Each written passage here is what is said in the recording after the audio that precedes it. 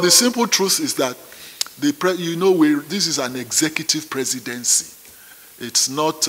We are not running a parliamentary system. So the president, the buck stops on his table, and he decides when it's fit and proper for him to make his cabinet list known. We are not unaware of all the speculations and innuendos and rumors, all kinds of things in the media. But I, as a media man, I chuckle to myself that people want to sell, so they just fabricate. I can tell you all of those things you've been reading in the media are mere fabrications.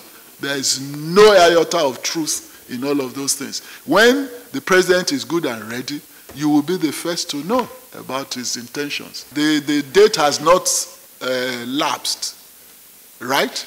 The President Tinubu, is still within the time frame. So there's no issue there. It's only when he exceeds that you can start raising issues. I was actually at the meeting. I sat in the meeting throughout. Wike's case is self-explanatory. We didn't. Wike had.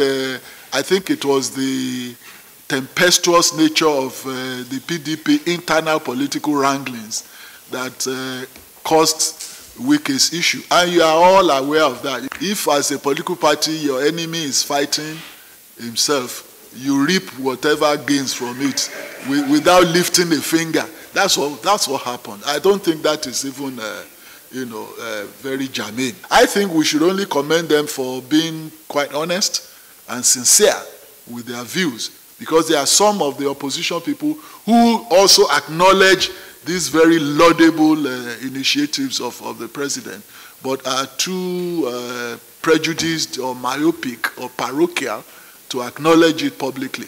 So we need to commend those people for having the guts